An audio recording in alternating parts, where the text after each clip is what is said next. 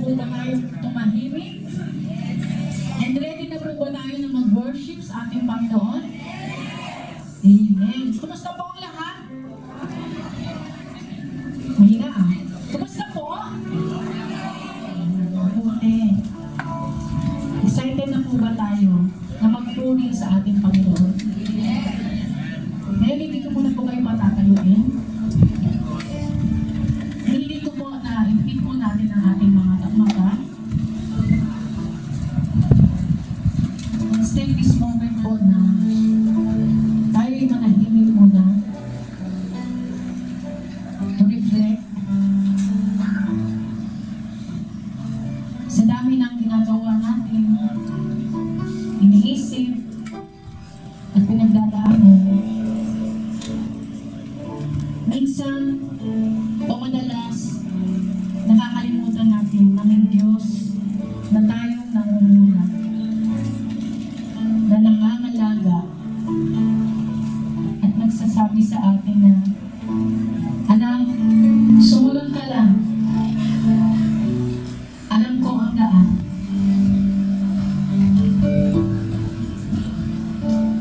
In this moment of worship, let's remember we are never alone.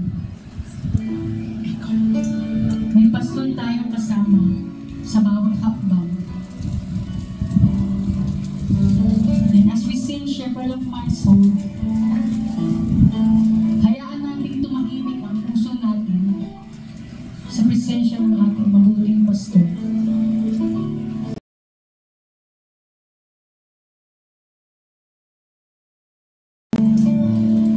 Let it be our response. Yes, Lord.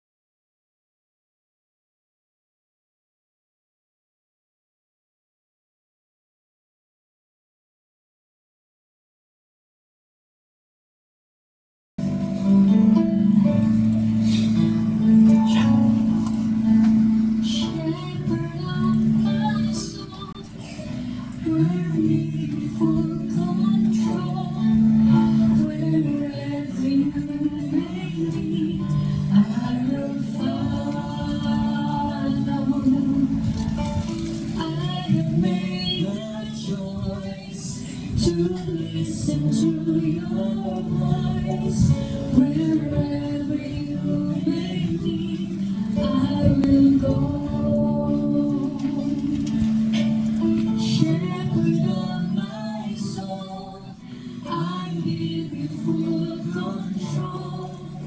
Wherever you may lead, I will follow.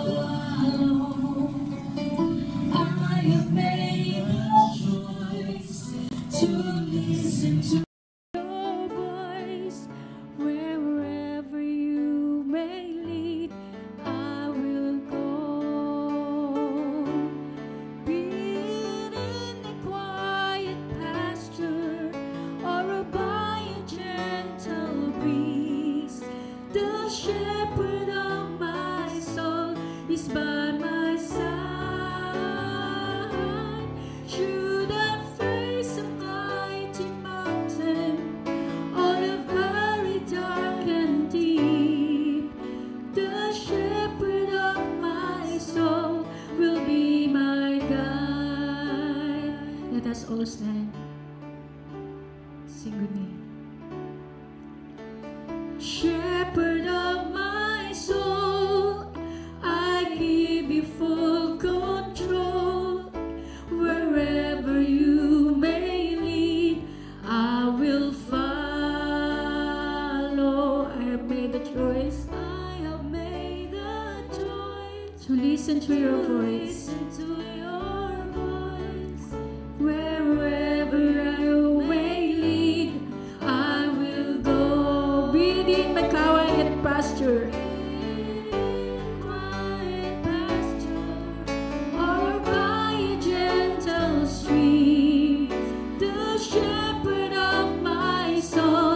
By my side,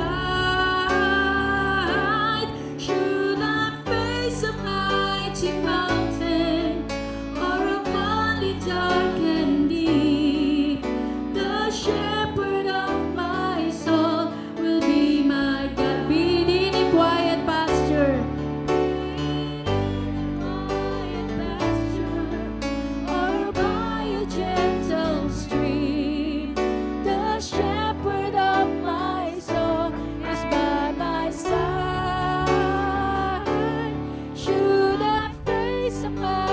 mighty mountain, on a valley dark and deep.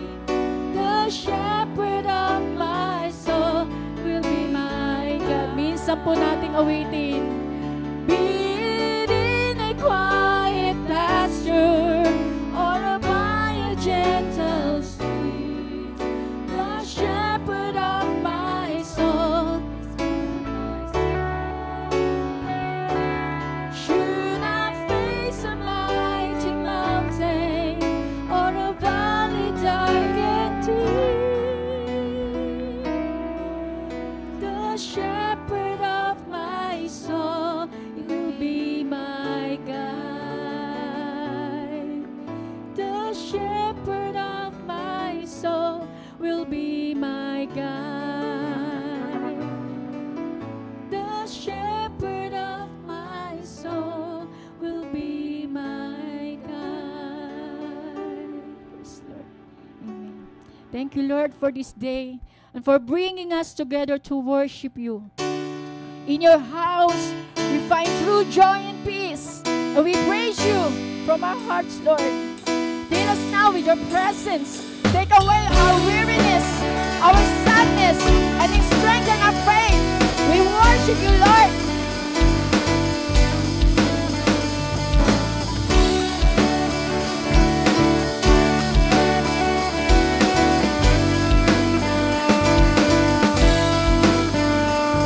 We worship the God who was. We worship the God who is. We worship the God who evermore will be. He opened the prison doors. He parted the raging sea. My God, He holds the victory. Hey! There's joy in the house of the Lord.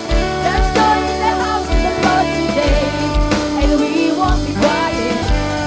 We shout out our praise. There's joy in the house of the Lord. Our God is surely in this place. And we won't be quiet. We shout out your praise. Oh, oh, oh. We shout out your praise. We sing to the God who heals. We sing to the God who saves. We sing to the God who always makes a way. 'Cause He hung upon that cross, then He rose up from the grave. My God, till rolling stones away. Hey! There's joy in the house of the Lord. There's joy in the house of the Lord today. And we won't be quiet. Shout! We shout out your praise. There's joy in the house of the Lord. Our God is surely in this place. And we won't be quiet. We shout out your praise. Oh, oh, oh. Oh, oh, oh. We were the beggars, now we're royalty. We were the prisoners, now we're running free. We are forgiven, accepted, redeemed by His grace. Let the house of the Lord sing praise. Sing praise.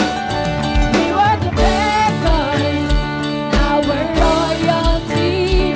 We were the prisoners, now we're running free. We are forgiven, accepted, redeemed by His grace. Let the house of the Lord sing praise. We are the beggars, we are the beggars. Now we're royalty. We are the prisoners, now we're running free. We are forgiven, accepted, redeemed by His grace. Let the house of the Lord sing praise. There's joy in the house of the Lord.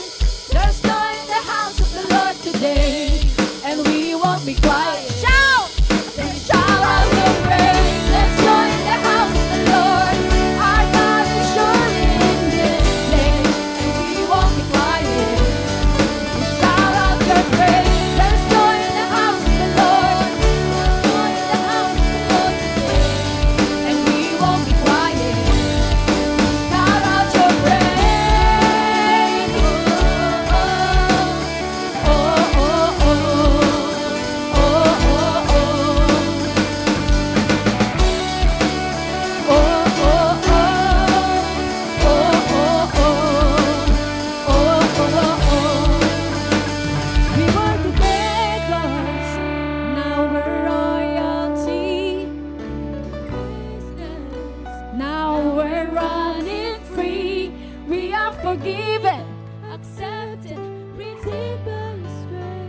Let the house of the Lord sing praise. One more time.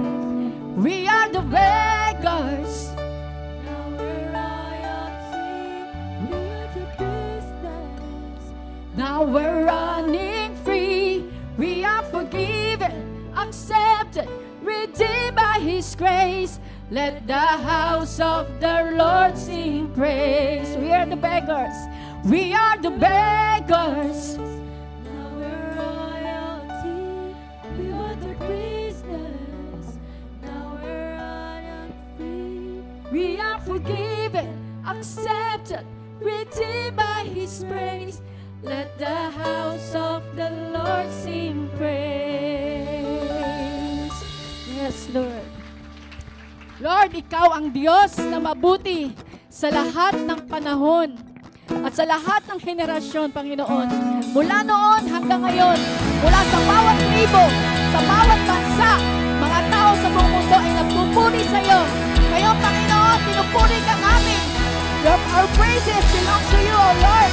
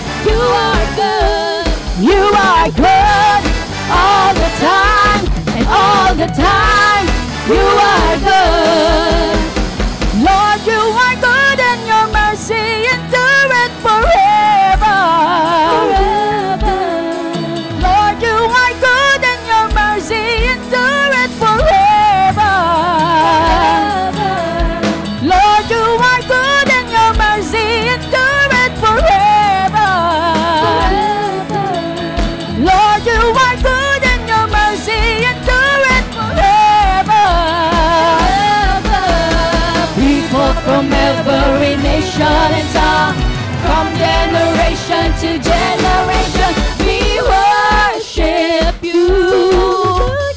Hallelujah, hallelujah, we worship you. Amen. For who you are, we worship you, Lord. We worship you.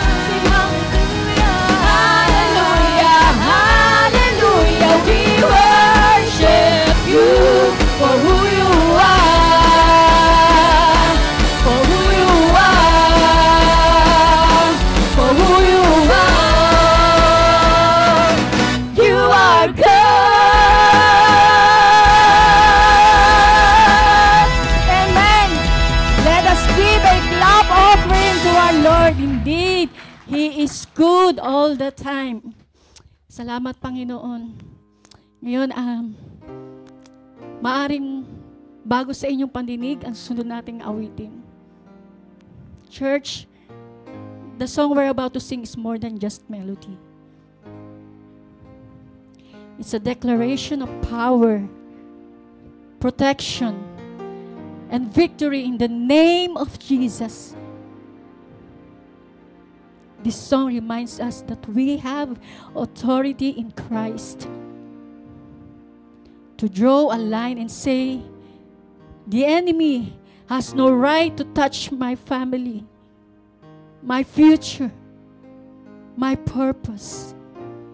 The enemy has no place in our home.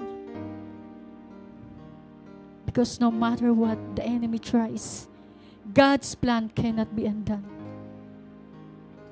The cross has sealed our destiny. Panalo na tayo dahil kay Jesus.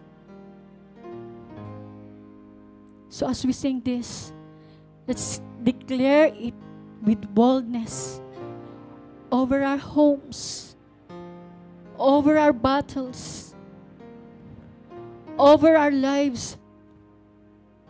There is a power in the mighty name of Jesus. Sundan niyo po kami.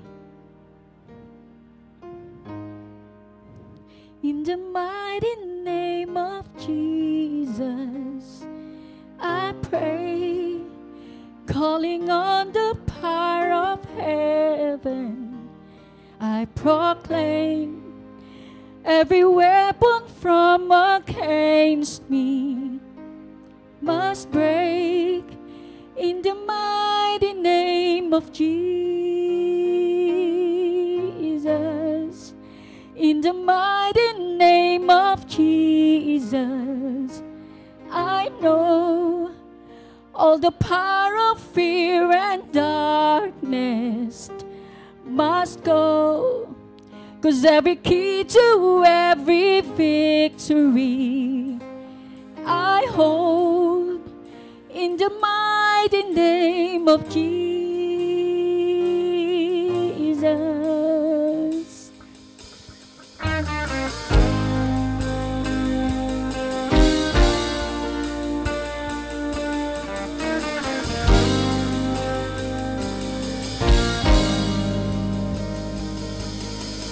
I pray into the atmosphere. Spirit of God, you're here. You have all authority. I pray over my heart and mind. I am healed by your stripes. Your blood declares that I am free. In the mighty name of Jesus, I pray, calling on the power of heaven, I proclaim, every weapon formed against me must break in the mighty name of Jesus.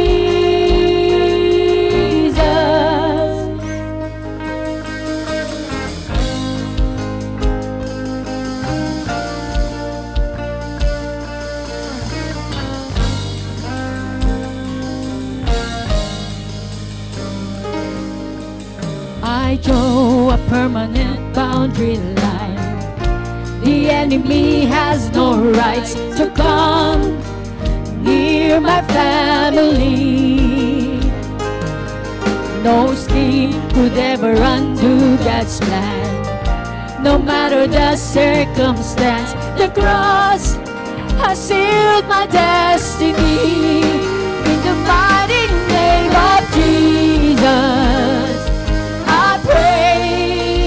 calling on the power of heaven, I proclaim, every weapon formed against me must break in the mighty name of Jesus.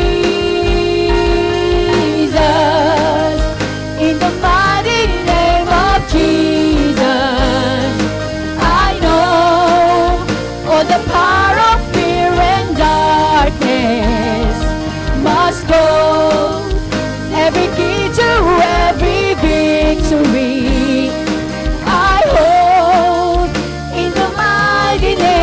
of Jesus.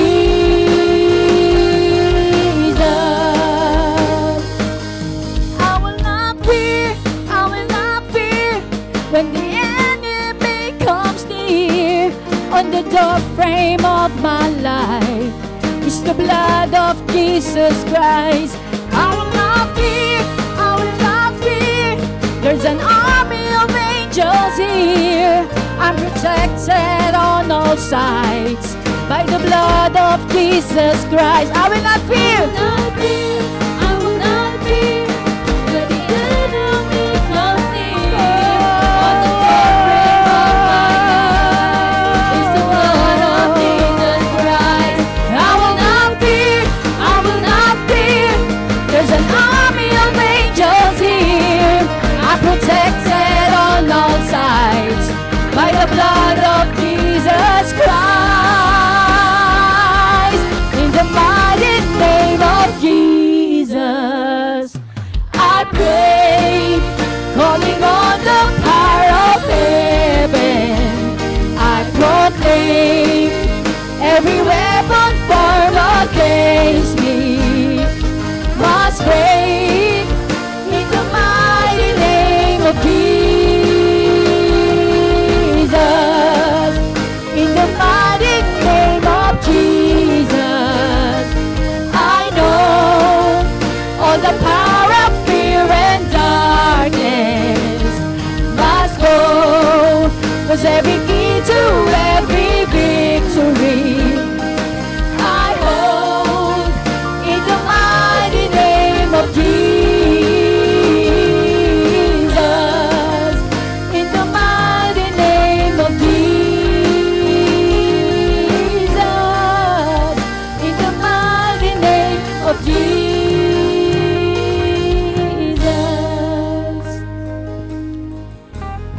Yes, Lord, in your name there is a power. We will not fear, Lord. Kasi alam namin kasama ka namin, Panginoon. Sa lahat ng oras, Lord. Salamat, Panginoon. Salamat sa iyo. We will not fear, Lord. I will not fear, I will not fear when the enemy comes near. On the doorframe of my life is the blood of Jesus Christ. I will not fear, I will not fear. There's an army of angels here. I'm protected on all sides by the blood of Jesus Christ. I will not fear, I will not fear when the enemy comes near. On the doorframe of my life is the blood of Jesus Christ. I will not fear, I will not fear. There's an army of angels here. I'm protected on all sides of the blood of Jesus. Awitin natin na walang instrumental. I will not fear when the enemy comes near. On the doorframe of my life is the blood of Jesus Christ. I will not fear. I will not fear. I will not fear. There's an army of angels here, protected on all sides by the blood of Jesus Christ. I will not fear. I will not fear when the enemy comes near. On the doorframe of my life is the blood of Jesus Christ. I will not fear, I will not fear when the army of angels here. I'm protected on all sides by the blood of Jesus Christ. In the mighty name of Jesus, I pray, calling on the power of heaven. I proclaim every weapon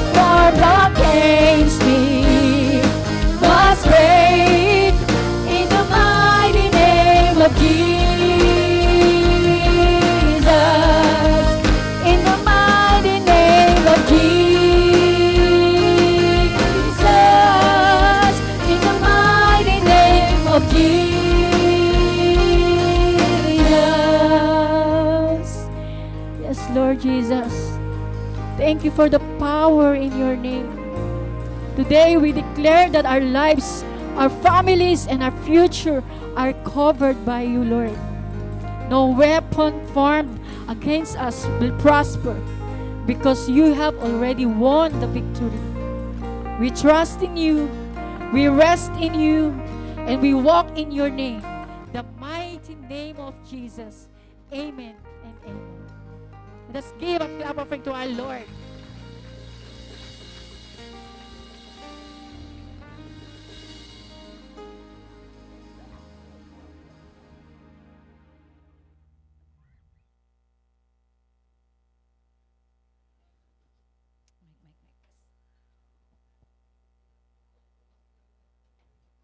Amen and amen. Indeed, we have a good God.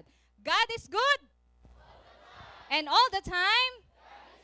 Yan. And there's really joy in the house of the Lord. Yan, di ba? Sa mga kanta pa lang na ating mga inawit kanina, we are being ministered already. Amen po ba? Amen. At dahil isang kagalakan sa ating puso na magkita-kita ngayong umagang ito, ayan, binabati rin natin, meron tayong mga bisita sa umagang ito. Unang-una na si John Jason Candelario. Ayan, si John Jason. Welcome sa Impact Church. At sana ay mabasa ko ng maayos ang iyong pangalan, Sitiel Herbas. Tama? Sitiel, yan. Welcome sa ating simbahan. Meron pa po ba kaming na-miss na bisita ngayong umaga? Taas nyo lang ang inyong kamay. Wala na po. Ayan. So, meron tayong 2 bisita ngayong umagang ito. Ayan. And syempre, binabati rin natin ang magdiriwang ng kanilang kaarawan para sa linggong ito bukas, October 13. Ayan. Ang mga nagagandahan, unang-una si Mami Bads Heradura. Baka nasa live. At si Doc Rachel Aceron, ang mami ni Ice. At sa October 14, sa Tuesday, ay birthday naman ng ating kuya.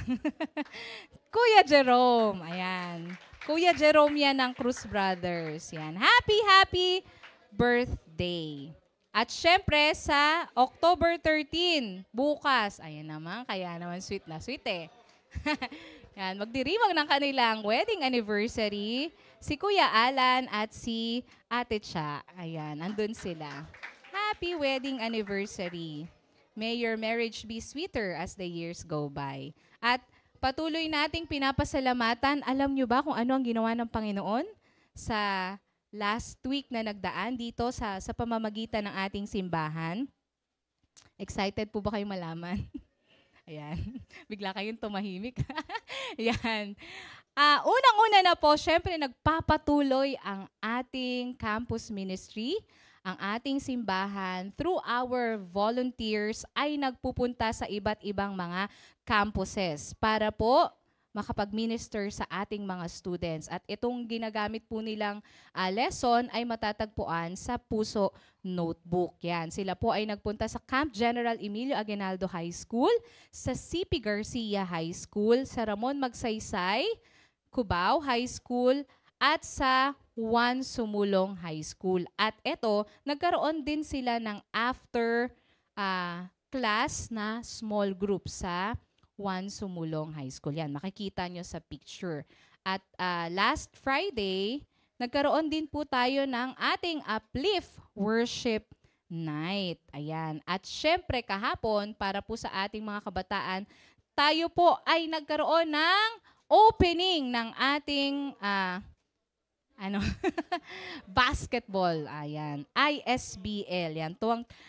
Saan dito ang mga part ng ating ISBL? Pumalakpak. Ayan. Nahihiya pa sila. Ayan. Balita ko may mga nanalo kahapon. Yan. Nagsimula na silang bilangin ang kanilang mga panalo. Huwag na nating i-highlight yung natalo. Basta may nanalo. Okay. At syempre, ang ating malasakit ministry. Alam nyo, may mga naririnig po akong magandang feedback dito sa ating malasakit ministry. At ang nakakataba po ng puso ay hindi lang sila more or hindi lang sila natutuwa doon sa kanilang nare-receive na katulad ng bigas o kaya mga dilata. Alam niyo kung saan sila natutuwa? Natutuwa sila na sila ay merong kausap at alam nila na sila ay napapakinggan. Nasi-share nila kung ano yung bigat na kanilang pinagdadaanan at alam nila na merong nakikinig sa kanila. 'Di ba isang malaking bagay 'yon na alam natin na tayo ay napapakinggan. Yan. Kaya patuloy nating ilapit sa Panginoon sa panalangin ng ating Malasakit Ministry. Meron po tayo sa P. Tuason kahapon at sa Project 23 Center, yan po ang picture. At syempre, sa San Juan Center. Yan. At syempre, nagpapatuloy din po ang ating Bible study sa P. Tuason at sa San Juan. Yan yung San Juan at yan naman ang sa P. Tuason. Kung kayo po ay malapit sa mga lugar na ito, kung kayo po ay malapit sa San Juan, welcome na welcome po kayong mag-join sa amin. At kung kayo naman po ay malapit dito sa area ng Cubao, welcome din kayong mag-join ng ating Bible study. Ayan. And syempre, yung ating sports Bible study naman po ay pinangungunahan ni Pax Joji. Yan naman po. Yan. Nangyayari din po yan. Hindi ko lang alam kung saang lugar yan. Hindi rin natin alam. Pero meron po tayong Bible study para din po sa ating sports ministry na under kay Pax Joji. At eto, ang ating mga upcoming events, yan, mamaya ay magkakaroon tayo ng seminar at ang title po niyan ay Sharing Your Faith Evangelism Seminar. Yan po ay 1:30 to 3:30. Mamaya na po yan. Kung kayo naman po ay walang gagawin, please magstay na lang po kayo at tayo ay sama-samang matuto kung paano i-share yung ating faith effectively. Yan. And para sa ating mga adults, yan, meron tayong Adults Fellowship sa October 26, Sunday po yan. Paki-mark po ang inyong calendar para tayo pong lahat ay present. Ayan, at eto naman, ang ating simbahan ay kinikilala ang pagpapagal ng ating mga guro. Kaya nga po, gusto nating makapag-minister sa kanila habang sila naman po ay nagmi-minister sa ating mga kabataan. Saan po? Sa pamamagitan po ng ating Adopt a Teacher program. Sinabi po ito last week. So, tayo po ay magbibigay ng t-shirt sa kanila at bilang isang regalo at pagpapakita ng pagpapahalaga sa kanila. Yan. Meron po tayong target na 650 teachers na bibigyan po ng t-shirt.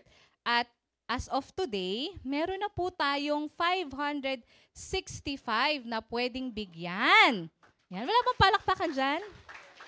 Yan. At meron pa po tayong 85 na teachers na kailangang bigyan. Ang isang t-shirt po ay nagkakahalaga ng 250 pesos. At ito po ay talagang gamit na gamit po nila. Ginagamit nila sa kanilang mga special events at minsan during their wash day ay favorite nila ang t-shirt na galing sa Impact, polo shirt na galing sa Impact. Yan, nag-yes yung isang teacher na nakatanggap. Yan. So kung kayo po ay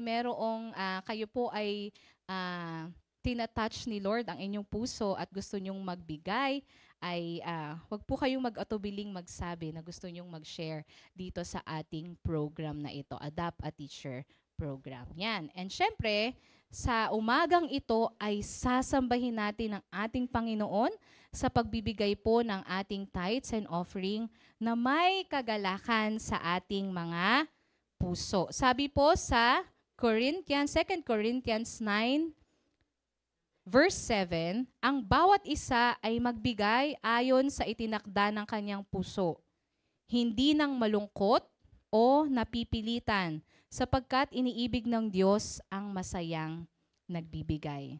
Tara po, Impact Church family, ibigay natin ang ating tithes and offering. Simpleng awiting alay para sa iyo. Hibig nitong puso.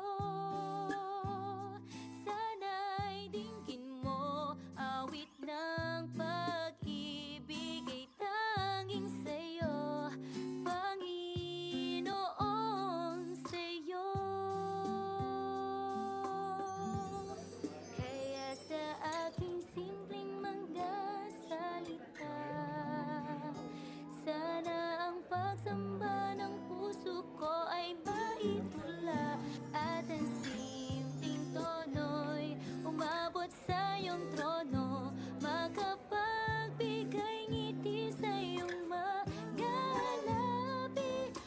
Diyos, tingin mo. O Diyos, tingin mo.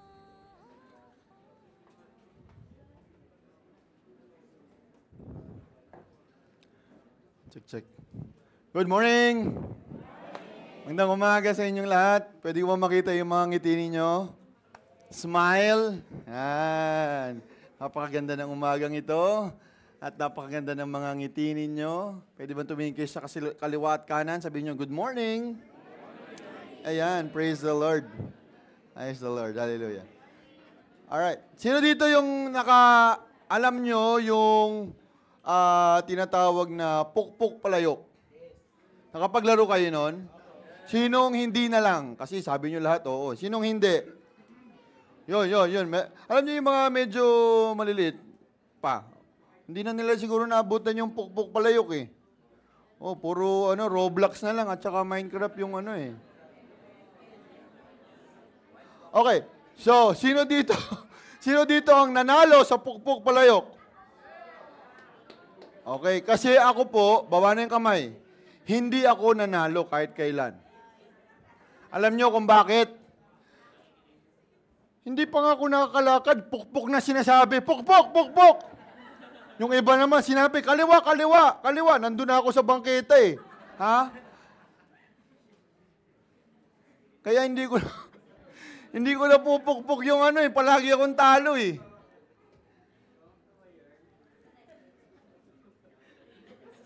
Pero natatandaan ko nung tinuturuan naman ako ng tatay ko mag-drive.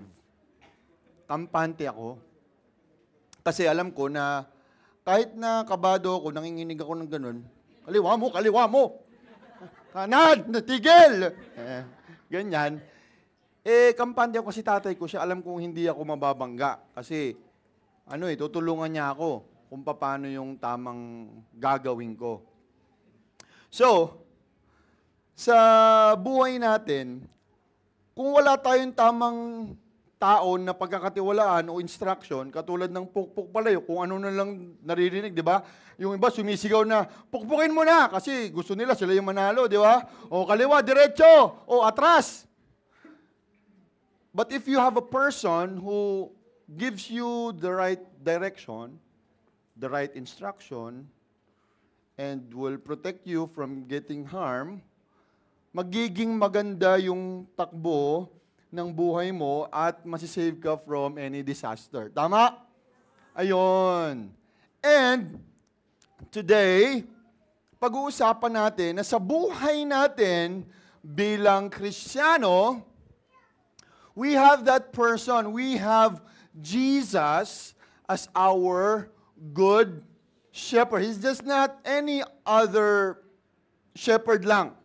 But he is a what? He is a good shepherd. At we will dig in deeper kung ano yung meaning sa atin nung pagiging good shepherd ni Jesus. So, let us read the scripture. It says here, basahin ko, sabi sa verse 11 in John 10, I am the good shepherd. The good shepherd lays down his life for the sheep. The hired hand is not the shepherd and does not own the sheep. So when he sees the wolf coming, he abandons the sheep and runs away. Then the wolf attacks the flock and scatters it. The man runs away because he is a hired hand and cares nothing for the sheep. And I am the good shepherd. I know my sheep, and my sheep know me. Just as the Father knows me, and I know the Father. And I lay down my life for the sheep. I have other sheep that are not of the sheep pen. I must bring them also. They too will listen to my voice, and there shall be one flock and one shepherd. May the Lord bless the reading of His Word. So, dito sa ating pag-uusapan ngayon, we are blessed because si Jesus ay nagtuturo sa kanyang mga disciples ng isang metaphor. Ibig sabihin, kinukumpara mo sa isang bagay, yung isang ideya. Kaya nga, kinumpara niya ang kanyang mga disciples sa sheep at kinumpara niya yung sarili niya bilang the good shepherd. So, ang purpose ni Jesus sa pagtuturo nito ay para madaling maintindihan ng kanyang mga disciples at ng mga nakikinig kung anong ibig niyang sabihin. This is a literary form so that mas madali, even yung mga readers ng Bible, mas madali nilang maintindihan ano ba yung idea na ibinibigay sa atin. So, it's easier to comprehend because of this metaphoric illustration. Kaya ngayong magang ito, ang gusto kong gawin natin ay isipin natin na tayo ay isang sheep. Sabihin mo sa katabi mo, sheep ka. Ayusin nyo, ha?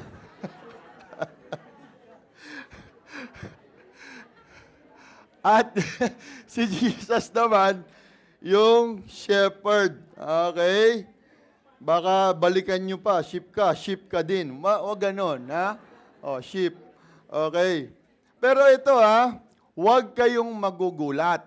Okay? Huwag kayong magugulat. Pero ito po yung katotohanan. Makinig. Huwag puro inom ng kape at kain ng tinapay. Okay, makinig. Lahat po ng tao, katulad nyo at katulad ko, hindi natin kaya na maging matagumpay sa buhay kung wala tayong shepherd. Ulitin ko, kayo po at ako, hindi natin kaya maging matagumpay sa buhay kung wala tayong shepherd. Naniniwala po ba kayo doon? Ayan. Kasi po, yung mga sheep or tupa, sila po ay nilikha para mapasture ng isang shepherd. Para po sila ay alagaan at pangunahan ng isang shepherd. Kasi kung sa sarili lang po nilang lakas, ay hindi po nila kaya. Kasi mahinang nila lang sila. Okay? Mahinang nila lang ang mga tupa. Kailangan nila ng shepherd who will guide, protect, and lead them so that they will fulfill their purpose. They were created to be dependent sa kanilang shepherd. Okay? So, kaya nga merong kasabihan na yung, a sheep without a shepherd, vulnerable siya na maligaw. Kaya yung tinatawag na tupang ligaw. Okay? They fall into the hands of yung mga predators, yung madali silang makain, mamatay. Madali, di ba? Kasi wala naman silang proteksyon. Hindi katulad ng, sabihin mo na, yung porcupine, meron siyang yung matitinik na di ba? Meron siyang proteksyon sa sarili niya. Yung iba na naman, mabibilis tumakbo. Cheetah, mga ganun, bilis tumakbo, umakit pa ng puno. Yung rhino, may panusok sa ilong. Yung buhaya, nasa deep, wag. May buntot at saka pangil. Okay? So, meron. Pero yung sheep or tupa, walang kahit anong pang protekta sa sarili niya. No? Gano'n siya, gano'n lang. May sigaw-sigaw. May sigaw-sigaw lang. Ganyan lang yung kaya niyang gawin. So, marami siyang magiging problema kung mamumuhay siyang mag-isa. Ano pa ba yung characteristics ng sheep? Let me illustrate it in a story para mabilis tayo. Merong 150 na sheep or tupa. Okay, kailangan. Magaling kayo sa math? Okay. Merong isang nagbida-bidang tupa. Ang ginawa niya, naglakad siya.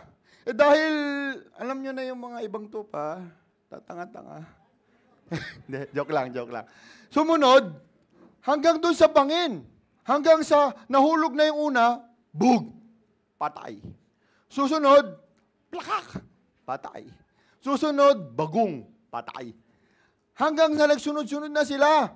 Kasi meron palang karakteristik yung tupa na gaya-gaya. O, hindi nagsunod-sunod na sila doon. 150. Ilan ang natira? Ang gagaling meron. May natira. Sa 150, natira yung 100. Tanong nyo kung bakit. Kasi, nung bumagsak doon na doon yung 50, yung 100, malambot na yung binagsakan. Sinasabi ko sa inyo Hindi kayo nag-isip okay. Malambot na. Kasi nandun na yung mga namatay na una Okay. So, tayo, isipin natin, ano ba naman talaga itong mga tupang to? Mga hindi nag-iisip, mga walang utak. Susunod na lang dun sa bangin, mamamatay. Pero, sa totoo lang, ang masakit dito, kung nag-iisip talaga tayong lahat, hindi nakakatawa. Kasi sabi ni Jesus, tayo yung mga tupa. Aray ko. Oo. Tayo talaga yun. Sabihin mo sa katabi mo.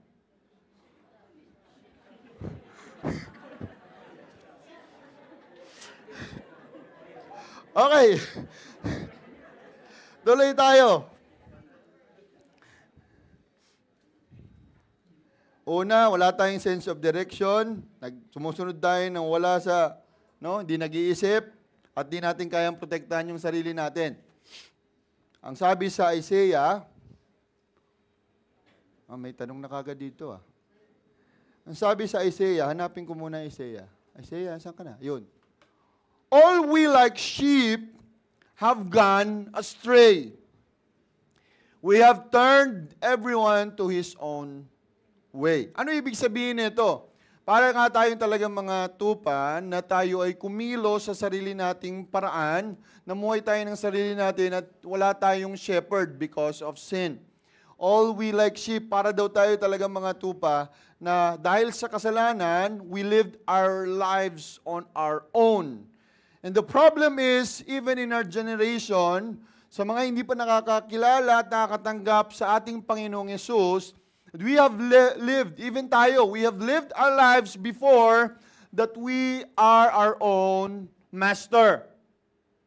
Naakala natin, kaya natin. Kaya lang sa totoo, lahat ng characteristics natin ay katulad ng isang tupa. Kaya, anong nangyayari sa mga tao? Nalalaglag sa bangin, nadidisgrasya, nasisira ang buhay. And that is because of sin that has led us away from our shepherd, which is God, in the form of now saying si Jesus Christ. At ito pa yung ibang mga characteristics ng sheep. Ang mga tupa pala, nakaka-feel sila ng stress kapag sila ay napahiwalay sa kanilang flock. Wala silang ginawa kundi gumawa ng sound. Kasi nga, nafe-feel lonely sila. Paano yung sound ng tupa? Alangan kayo Okay. Parang ayaw nyo So, whether we like it or not, tayong mga Kristiyano, dapat nating maintindihan that we should not isolate ourselves from each other. Tama ba? Huwag nating hahayaan na mapalayo tayo sa ating shepherd who is Jesus and also to the body of Christ. Because the body of Christ, we feel the warmth, the love, and the support, tama, ng bawat Kristiyano, the joy of being one in the Lord Jesus Christ. Subukan yung huwag magsimba ng mga 1 taon. Tingnan natin kung anong mangyari. Manghihina kayo. You will feel stressed out because you were made to be with the brothers and sisters of God. Ganun din, meron silang tight instinct, flocking instinct na magkakasama sila, no? As long as magkakasama sila, malakas sila. Hindi sila basta-basta ma-attack ng kaaway kasi magkakagrupo sila, magkakasama sila. At sa church, ganun din, lumalalim yung relationship natin sa isa't isa as we bond together, deeper together, not allowing anyone na mapalayo sa flock. And I hope dito sa Impact Church, nararamdaman nyo yung closeness ng isa't isa. Tama ba? Ayun nga naman. Talagang close kasi masigip na nga tayo. Close na talaga. And also, the sheep mimics the action. Sabi natin kanina, gaya-gaya. So, ibig sabihin, ang kagandahan naman dito, if there are good qualities that you see around you, you can easily mimic that good quality from another brother or sister in the Lord, and you will inherit yung bagay na yon, yung pagiging mabuti, matulungin, masayahin, and yung even in the ministry na gusto mong gayahin. For example, believe ka ba kung paano mag-disciple si Kuya Alan ng players? Ako believe ako eh. Ano si Kuya Alan? Ayun, yung si Kuya Alan. Okay? Believe ako, parang gusto kong gayahin ng Kuya Alan, no? Palaging ginaguide niya yung mga players niya. Nakita niyo na rin ba kung gaano ka-dedicated yung mga volunteers natin sa campus ministry? Baka parang gusto ko rin gawin yon, no? So, nakita mo yon, parang gusto mong gayahin, gusto mong mag-serve din sa Panginoon, and you are encouraged, no, sa dedication ng mga taong ito. And you feel inspired when you see yung inyong mga leaders sa DBS or sa Bible study na nag-lead sa iyo, even sa mga malasakit ministries natin, and you dream of one day you lead a small group of your own. Diba? Napakagandang isipin nun. So, pararamihin natin sa simbahan yung magagandang ugali. Tama po ba? At unti-unti nating aalisin at babawasan yung mga pangit na ugali. Because we invite each other's characteristics. Di ba? So kung nagmumura si Pastor Jero, magmumura na din kayo. Pwede pala. Di ba? Pangit yung ganun. So kung lahat tayo dito, hindi magmumura, magmamahalan. Di ba? Kasi nga, yung pangit na ugali, minsan pwede pala yun. Pwede palang kumuha ng 3 plastic na tinapay. Yung isang plastic, ilagay ko sa bag ko. Para baong ko bukas. Hindi siya maganda, di ba? O kaya kuha ka ng pengi ng limang snack, yung ang tawag dito, yung lunch, 5 pagkain po yung sa akin. Kasi Monday to Friday ko po yan. Wag naman. No? So, ibig sabihin, even in small ways, in small actions natin sa loob ng church, we invite that No? So, kapag marunong tayong isipin natin yung iba, kasi isang grupo tayo hindi pa nakakakain si kailangan, 2 tinapay lang na maliit muna kainin ko. Pag nakakain na siya, 3 na kakainin ko. Ini-invite natin yung pamumuhay, even yung pagsasalita ng bawat isa. Okay. Ganon din naman, maganda talaga yung social bond ng mga sheep kasi they are called a flock group. Ganon din tayo, no? And merong instinct daw to really take care of the young. And in our case, young in the faith. So, dapat nating alagaan yung mga bago pa sa pananampalataya. No? I-lead natin sila sa tama, gabayan, no? At yung flock talaga, pinoprotektahan nila yung mga maliliit pa. Yung maliit kasi na tupa, ang tawag doon, lamb. At sila yung madalas nawawala, nahuhulog, nadadapa, nauuntog, nasasaktan. Yan. Kasi nga, bata pa yung mapusok pa. No? Marami pang maling desisyon. So, kailangan gabayan. Kaya yung mga iwes, ha? Yung misis ko, alam i-pronounce yun. Use. Iyan po yung babaeng sheep. Lahat ng babaeng sheep, lahat ng mga babae sabihin, use. Kayo yun. Babaeng tupa. Kapag lalaking tupa, anong tawag? May team tayo dyan eh. Ha? Rams. Okay? Rams. Okay. Yan yung tawag sa lalaking tupa. Anong tawag sa babae? Lalaki. Bata. Ang galing nyo. May narinig ko, Ramb. Ano yun? Joke lang. Okay. So, meron siyang pagprotekta sa bawat isa. And I hope in the church, instead of, putting each other down, I think it's much better for us to what? Protect each other. Yan dapat yung characteristic natin. We should protect each other. Hindi yung, nakita ko kanina si ano. Huh? Bumili ng donut, hindi namigay. Ang damot pala yan. Hindi ka naman nanghingi. No? Huwag nating siraan yung bawat isa. Instead, protektahan natin. Iisa lang tayo na flock eh. Pagka-anniversary nga, lahat tayo naka-t-shirt na Impact Church eh.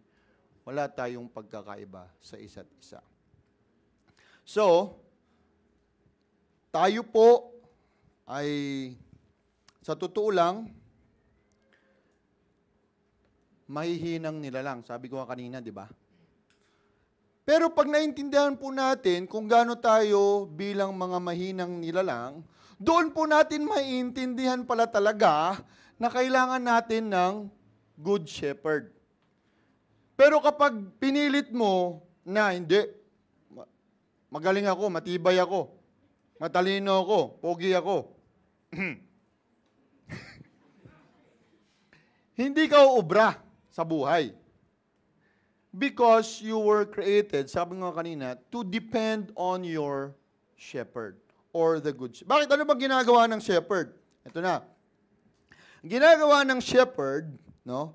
Dahil nga medyo hindi nag-iisip yung mga tupa, sila ay napapahamak, ginaguide yan at pinoprotektahan ng shepherd. Kaya yung shepherd, merong tinatawag na staff at saka rod. Yung staff, yung may kuwit, para hilahin niya sa liig yung yung mga malalaglag na sa bangin at hindi sila malalaglag. O yung mga nandun na sa pa-slide na, maaabot niya para maitaas niya ulit. Yung rod naman, yun yung pamprotekta niya sa kanyang mga sheep. May matigas na bahagi yun sa ibabaw para ipampukbok niya sa mga wolf. Para pag magkabukol at umalis. Okay? Yun yung pinapanlaban niya. Kaya importante na may shepherd yung mga sheep. Kaya pag naka-encounter din sila ng problem, no, maraming mga problem na encounter, isa pang ginagawa ng shepherd ay ito, binubuhusan niya ng oil yung head ng sheep. Bakit? Kasi po, yung mga insekto pala, na pumupunta sa ilong, nakita niyo yung ilong ng sheep, bukas yan eh. Pumapasok din yung mga insekto, tapos naglalagay ng mga, anong tawag dito? Nanganganak. Nangingitlog, yun tama. Nangingitlog. Tapos gumagapang yung mga insekto na yun, yung papunta sa nila, sa ilong at saka dun hanggang sa utak yata nila eh. No? At nai-irritate sila at nawawala sila sa nauuntog-untog na sila dahil nga dun sa irritation nila at minsan na fall din sila sa mga bangin. No? Kaya kapag may oil po na ganyan, yun po yung nakakatulong sa kanila para hindi po malagyan nung mga insekto. At the same time, yung oil pala, meron siyang soothing effect sa mga injuries nila. No? Ayun, nagpapagaling talaga yung oil na yan. Also, dahil yung mga rams, yung mga lalaki, mahilig po mag-umpugan ng ulo. No? Yung mga lalaki kasi matatapang masyado eh. Hindi, nag-aaway sila para dun sa mate ng mga babae. Pag may oil, dumudulas lang yung ano nila. Hindi talaga nagiging malakas yung impact, no? At yung oil also cleanses and soothes yung mga scratches and wounds ng sheep. Also, protection din pala siya sa sikat ng araw. Ano naman ang biblical na reference nito? Ang sabi sa Psalms 23, "You anoint my head with oil, and my cup overflows." Ganon din si God sa atin. Jesus as our good shepherd, He protects us from yung mga vials ng enemy na gustong pumasok sa hindi naman sa ilong, pero sa isip natin. He is our healer, and with His anointing, He prevents us from injuries and heals our wounds and protect us from the enemies. Kaya nga po, in context, yung symbolism ng shepherd, he gives us diligent care, a blessing of protection, and abundance. Yung act of anointing has a broader biblical symbolism, katulad po ng blessing, honor, and divine favor. Yan po yung role ng isang shepherd that guides, protects, and serves those under his care. So ngayon lang po natin babalikan ngayon yung tanong. Yan. Why do we need a shepherd? Dahil marami nga po siyang kumbaga, tayo ay hindi mapupunta into destruction, but we will fulfill yung ating purpose sa buhay natin because there's a one who guides us sa ating buhay.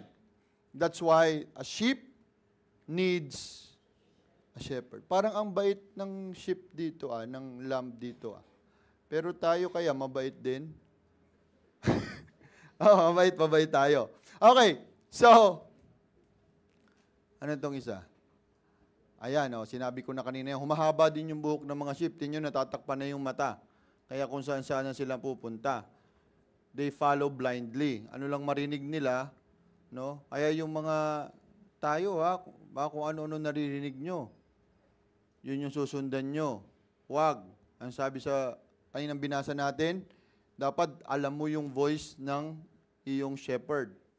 You know, the shepherd knows the voice of, knows his sheep, and the sheep knows his shepherd. Okay, so, ito pa yung mga masyadong kumakapal yung balahibo ng mga sheep. Kaya, naiipit sila sa mga bush, yan. Kapag naipit na sila doon, di na sila makatakbo. Darating na yung jaguar. Kainin na sila. Okay? Tapos, yan, kung ano-anong sumasabit sa mga pagmumukha nila.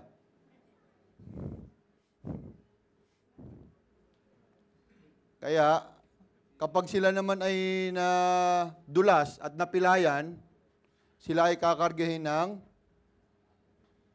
ng shepherd. Kaya po, ang amoy ng shepherd at saka sheep, iisa lang.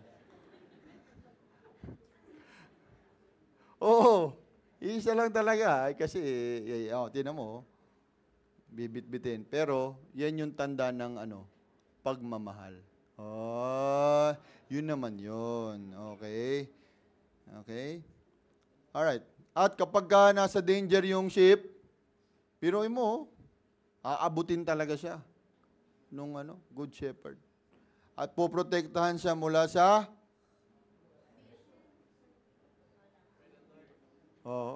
predator.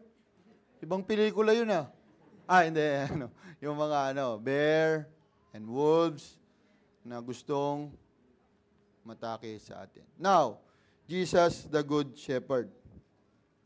Let me share to you 3 things today about Jesus, our good shepherd.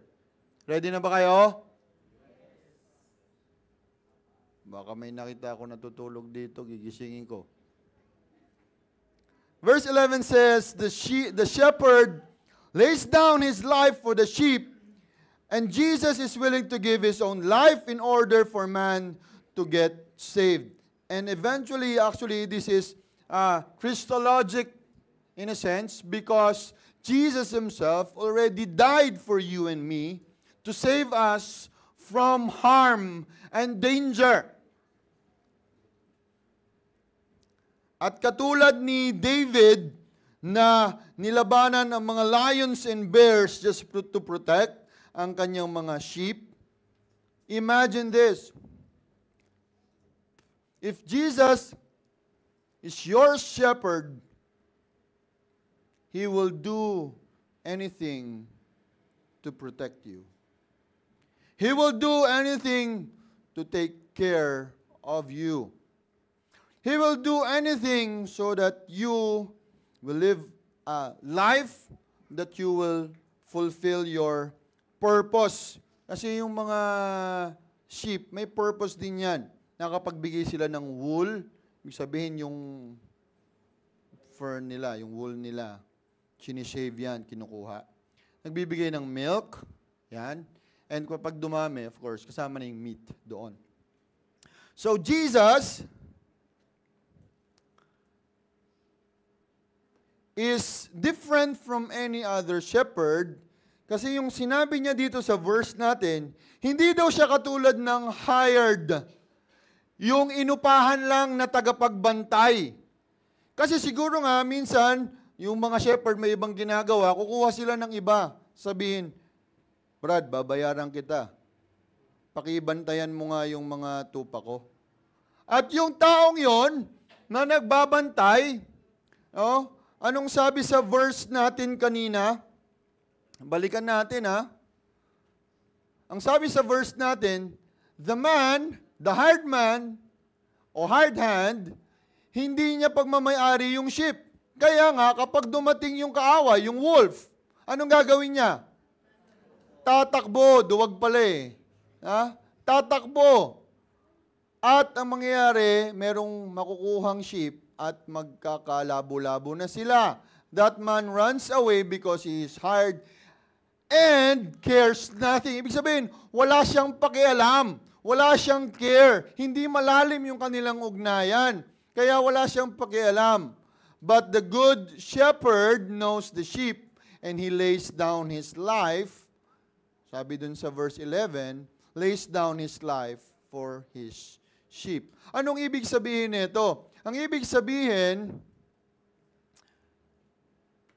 the shepherd can die for his sheep because he is a good shepherd.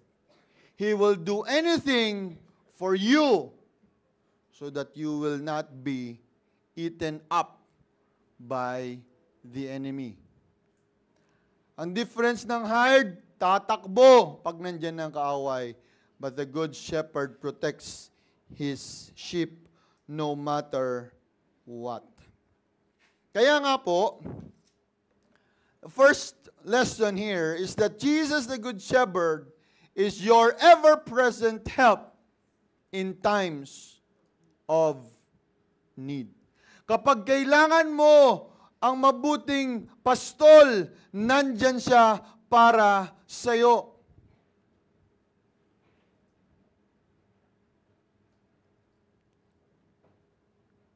He will take care of you and your needs.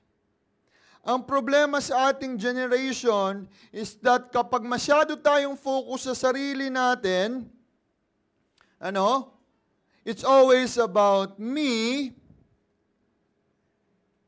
which means ikaw yung master ng buhay mo at marami kang plano na nag-fail, you are prone to anxiety, prone to depression, prone to guilt or shame in this selfish generation.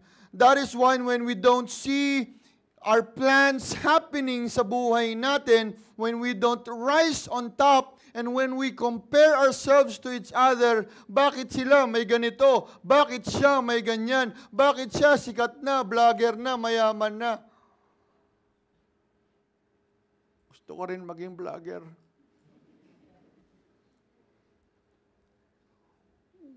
We face the mirror and say, kawawa naman ako.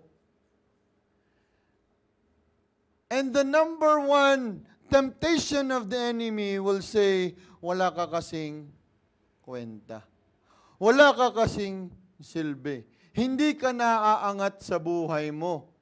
Talunan ka. Aray ko po. The enemy's scheme is that we, as a generation, will lose hope in life. Nawawalan tayo ng pag-asa sa buhay.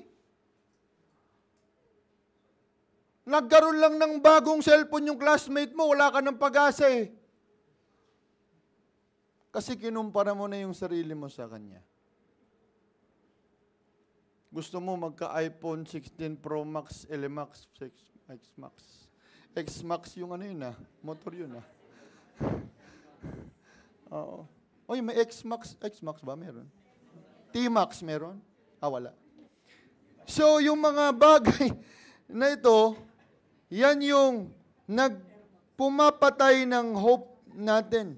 And the enemy will try to deceive us from our real identity created in God's image and likeness. At marami po sa panahon natin, generation natin ngayon, instills to us wrong concepts about life, wrong concepts about our identity, wrong concepts about our sexuality, gender, priorities, money, and fame. That if we don't go to that standard, wala tayong kwenta.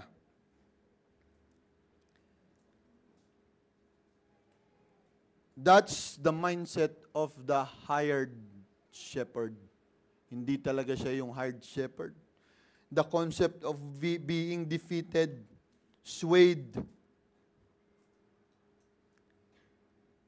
Kaya po mga kapatid, binuksan natin ang salita ng Panginoon ngayong umagang ito upang palakasin tayo ng salita ng Panginoon at sabihin natin sa bawat isa, hindi tayo mawawala ng pag-asa. Amen? Amen. God is our shepherd. Sabihin nyo, God is my shepherd. God is my good shepherd. He is my ever-present help in times of need. May pangangailangan ka ba? Jesus will take care of it. Do not worry about it. Stop worrying about life. Meron kang Jesus, oh. He is the good shepherd. Kaya nga siya good, eh. There are so many worries. Paggising mo pa lang sa umaga, nagwo-worry ka na kung aabot ba dito yung lindol.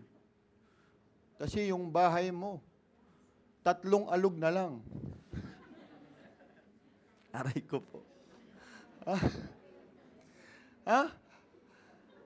Pagka dumating signal number 4, nako, nagwo-worry ka na naman.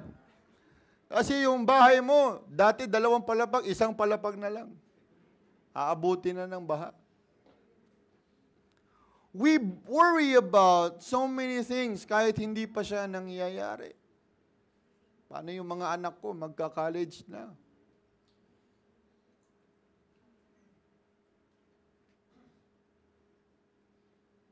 But if Jesus, you understand really that Jesus is your good shepherd, you need to stop worrying about life because He is your ever-present help in times of need. Amen?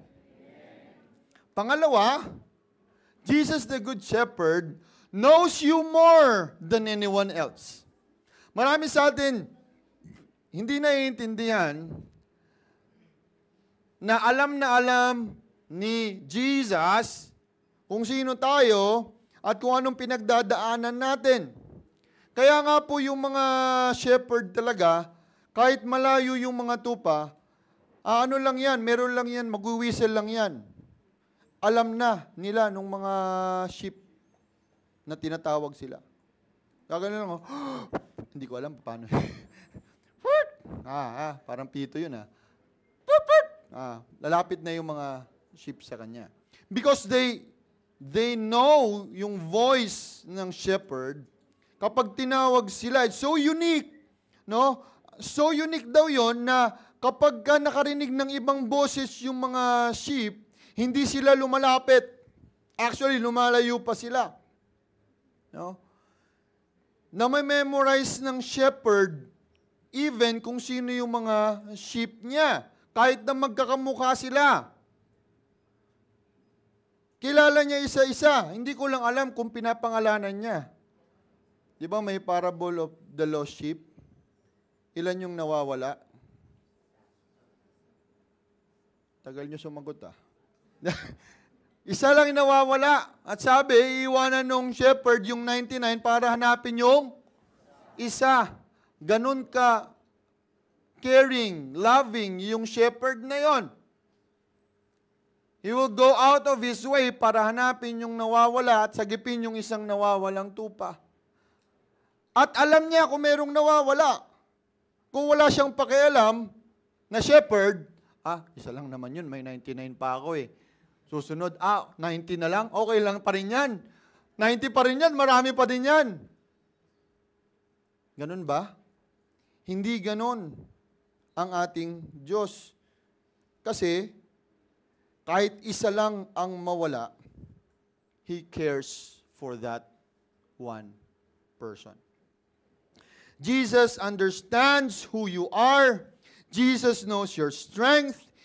He is the one who gifted you with the unique character that you have. He has blessed you to become the person that you are. Kaya alam niya yung mga talents and abilities mo. Kaya gamitin mo yan para sa Panginoon. Pero alam din niya yung weaknesses mo. Kasi na-observe ka niya matagal na, dati pa. Alam niya yung weakness natin Alam niya, na-obserbahan kasi niya tayo every single moment of the day. Alam niya sa kanyang sheep kung sino yung mabilis, sino yung mabagal, sino yung vulnerable, sino yung matigas ang ulo. Jesus is omniscient, all-knowing, and He knows what's in our heart. Our weaknesses, He knows it. Kaya alam niya yung favorite sin natin. Paborito natin gawin na kasalanan. Alam niya. He knows how we think. He knows our tendencies. Because He is a good shepherd, He has to know you and all of you. That's how He cares for us. Pero hindi niya tayo ipamimigay kahit na sobrang tigas na ng ulo natin. Tama? Minsan, tigas na ng ulo natin. No? Ipamigay na kaya tayo ni Lord. Aray ko, wag naman po. Hindi ganun si Lord Hindi ganun yung good shepherd Kahit na matigas ang ulo ng mga sheep niya, pagtitiisan niya pa rin. I-care niya pa rin. Kahit yung iba, makukulit. He makes His best so that they can still grow in His arms. Kaya nga po, trust Jesus. He knows exactly what you are going through. Alam po ni Jesus kung nararamdaman niyo po yung anxiousness at distress or you feel sad. Alam po niya yan. Kaya lumapit po tayo sa Kanya at pagkatiwalaan natin siya. Sabi po sa John 10:27, "My sheep hear my voice, and I know them, and they follow me." Alala niyo po yung mga Bible characters natin? Bible characters natin, hindi naman sila perpekto Actually, they are given as examples so that hindi tayo mawalan ng pag-asa sa ating Christian walk. And I believe in that. Kasi, katulad po ng maraming characters of the Bible, katulad may mga weaknesses, si Noah, mahina dahil yung alak, di ba? Kaya nalasing si Noah Noah, si David at si Samson sa babae. si Judas sa pera, si Moses sa leadership, si Peter mainitin ang ulo, Pastor Jero, sapatos, mga ganon. Hindi pala ako Bible character. Pero hindi po magbabago ang relasyon natin sa Diyos kahit meron tayong kahinaan. Kung patuloy tayong lalapit at susunod sa ating Diyos, our good shepherd, no? Tayo ay nasa kanyang mapagpalang kamay pa din. Pero yun nga lang, siyempre, hindi tayo ligtas sa kapahamakan kung matigas ulo natin paminsan. Di ba? For example, may matigas na ulo na sheep, tapos untog-untog siya doon. Ayun, may consequences talaga. Kaya po, warning, no? Hindi porket tayo ay Kristiyano, ligtas, alam natin si Jesus, Good Shepherd, gagawa na tayo ng mali. Gagawa na tayo ng kasamaan. Kasi yung consequences of our actions at sins ay hindi natin matatakasan. Nandun pa din yun. Okay? Let us allow God to work in our lives so that we may know Him better and obey Him fully. And lastly, Jesus, the Good Shepherd, cares about those sheep without a shepherd. At sinabi po niya yan sa verse 16. Sabi niya, I have other sheep that are not of this sheep pen. I must bring them also. They too will listen to my voice. And there shall be one flock and one shepherd. Jesus spoke of the Gentiles when He was speaking with His disciples, those who are Jews, because in the same way, dapat maintindihan natin na hindi lang tayo ang dapat maligtas, kundi ang mga tao outside of the doors ng Diamond Arcade doon sa Impact Church. Marami pang nasa labas, mga tupang ligaw, at kailangan natin silang tulungan na matagpuan ang Good Shepherd. Amen? That is God's purpose for our life as well. When Jesus spoke us of, it's not only you, but I have all other sheep as well na wala pa dito sa aking pen. No? And how we are precious, no? Because they are also precious in the sight of God. Alam nyo ba, nung panahon ng biblical times, na ang mga sheep, kahit na ganun sila, yung ugali nila, no, na mahina, no, mahina sa direksyon, mahina sa mga desisyon, lahat. Oh. Huwag natin sabihing aanga-anga, pero gano'n na nga rin, yung mga sheep. Sobrang precious sila dahil sila yung valuable doon sa mga merong pagmamayari ng napakalaki o napakarami ng kanilang mga flock. Kaya nga si Abraham, if you remember, nagmultiply yung kanyang herd. Oh? Herd na, dami na. No? Kasi with those herd, maraming value na naibibigay at may price yon at yumaman si Abraham. If you remember, si Jacob ganun din, pinarami niya yung pagmamayari ni Lot. No? Kaya ganun ka-valuable yung mga sheep noong panahon nila. It was the number one source of livelihood at their time. Kaya, in short, valuable po kayo, tayo, sa ating Diyos. And in John 1:29 it says, the next day he saw Jesus toward him and said, behold, the Lamb of God who takes away the sin of the world. Sino po nagsasabi nito? Ang sabi po nito, I see John the Baptist. Bakit? He was foretelling and saying to the people na ito na yung inalay ng Diyos na makapagtanggal ng kasalanan ng lahat. And the same message we bring to the world. Actually, this month is our evangelism training month. At kanina na-announce nga na meron tayong evangelism training because we want everyone to share their faith and practically share their faith to someone else. After knowing that everyone needs a shepherd, kailangan tayong lumabas. Kailangan nating ibahagi yung kabutihan ng Panginoon so that marami pa tayong maligtas at mabawasan yung mapahamak because they also need a shepherd, a good shepherd in Jesus.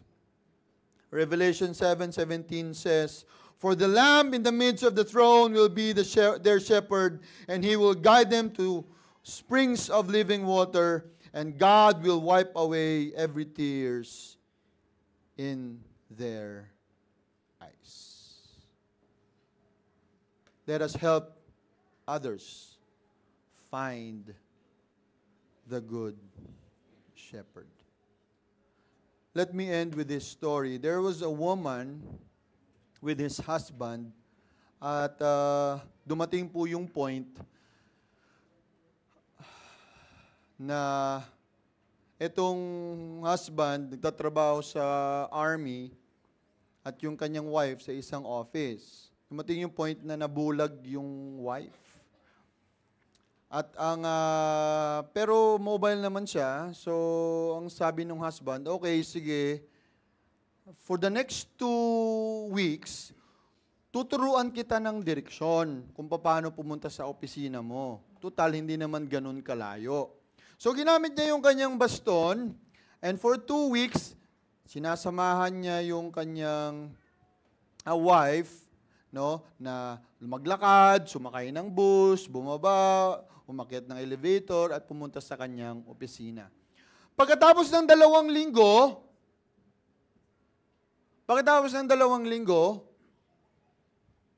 kailangan nang pumasok, bumalik sa trabaho ng husband.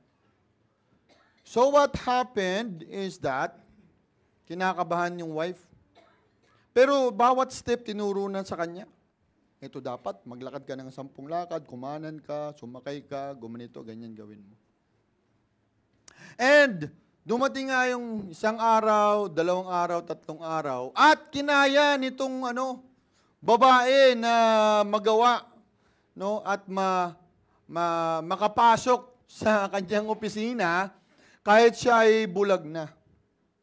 No, pang-4 na araw, tinanong siya nung driver, sabi niya, ma'am, napaka-swerte niyo naman po pala kasi nakakapasok kayo sa trabaho. Ang sabi niya, hindi nga kasi bulag na ako. Tapos, mag-isa akong papasok kasi kailangan din pumasok ng mister ko. Ang sabi nung driver, ay, mag-isa lang po ba kayo? Kasi every time po na makikita ko kayo na naghihintay ng bus, may lalaki po na naka-uniforme. Doon malapit-lapit lang palagi pong nakatingin sa inyo at hindi inaalis yung kanyang mata hanggat hindi po kayo nakakasakay ng maayos, sumasakay hanggang sa pagbaba ninyo, hanggang sa pag-akyat nyo sa opisina, nandyan nakatingin at ginagabayan ng bawat kilos nyo. And that man is his husband, her husband. In the same way, let us not think that we are alone in our life. Jesus is always looking at us. Jesus cares about us. Ayaw niya tayong madapa. Ayaw niya tayong masaktan. Ayaw niya tayong mapahamak. Because He is a good shepherd. I hope tanggalin natin yung negativity that is in our mind na nag-iisa tayo sa buhay. Wala tayong kakampi. Wala tayong pag-asa. Because with God, all things are possible. Amen. I want you to pause for a while and as Ate Marcel will sing this song of response. I want you to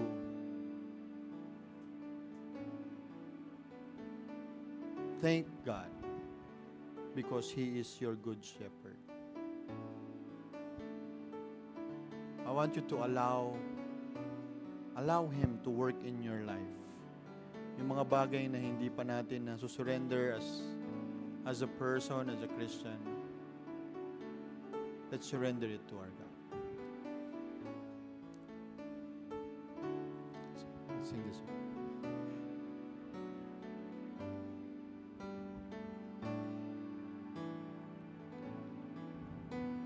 Shepherd of my soul, I give you full control.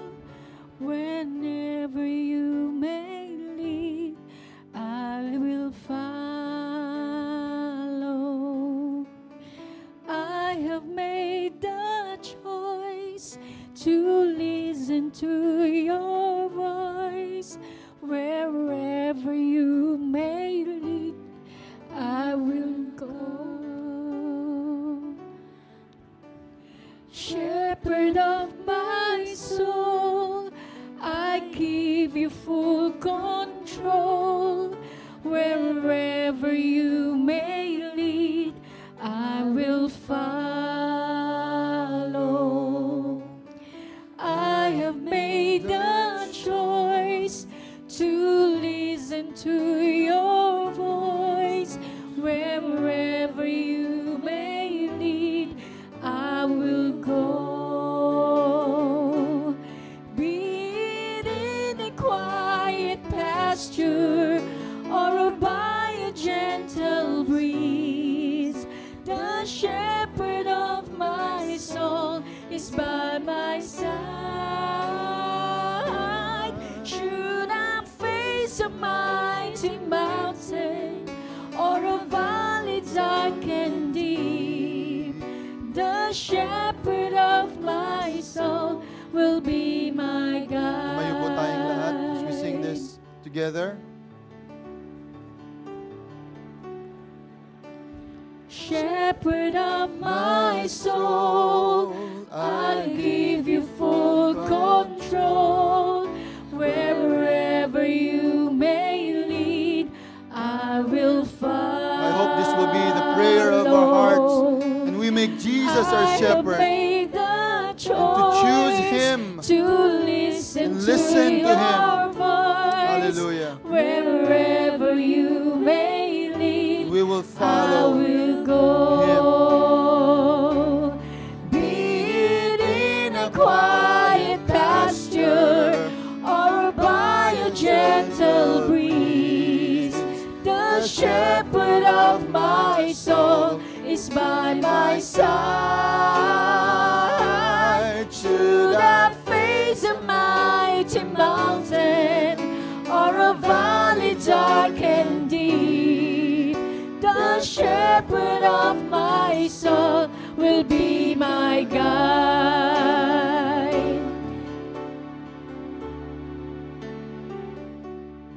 Lord Jesus, we thank you, Lord. Kasi po hindi na kami dapat mag-alala. We already have you, O God, Jesus, as our good shepherd. You know what's happening to us, Panginoon, every single day. You know what we're going through in life. You know our future, O Jesus. That is why we don't need to worry about life. We need to trust in you more. We need to depend on you more. And we need to surrender our plans on you. Panginoon, ang dalangin namin bilang church is that as a group of believers, Lord God, we will help each other grow more mature in you as we listen to your voice more and more. And Lord, there are places where you want to bring us so that you can use us mightily, O God, for your glory and ministry. And we should never be afraid because you are there before us, Panginoon. Lord, we may be new in church, pero meron kaming passion, Lord, to be equipped and share you as our good shepherd. Dalangin namin na we allow ourselves to be trained, to be taught of how to serve you more. At kung matagal na kami sa church, Panginoon, maybe it's high time for us, Lord, to surrender It's high time for us to serve you more and more sa aming buhay because we were created by you, through you, and for you, O Jesus.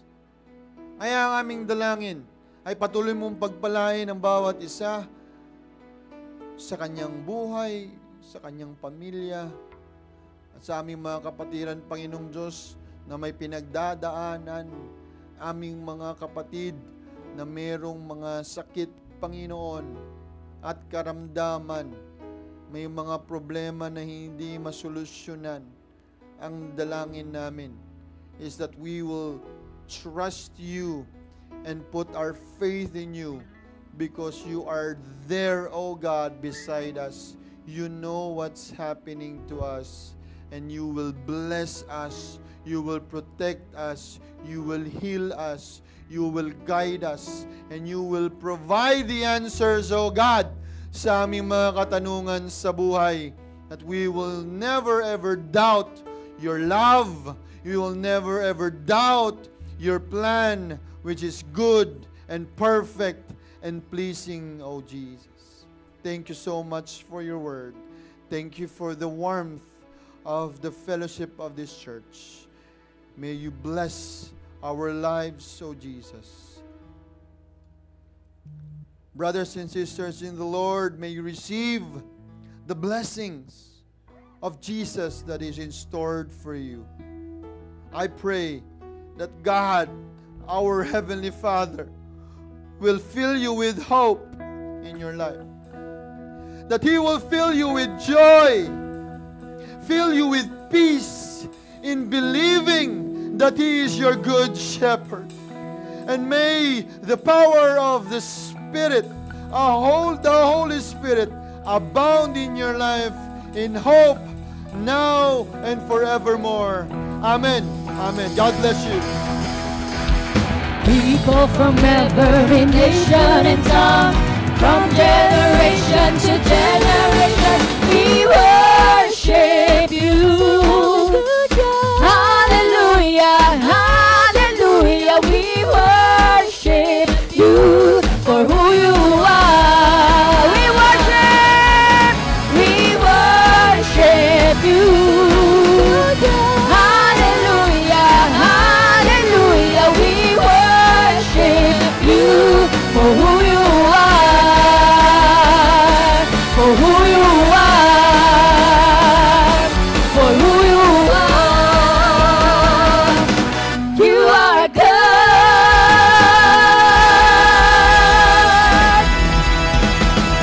Amen. Have a blessed week ahead. God bless everyone.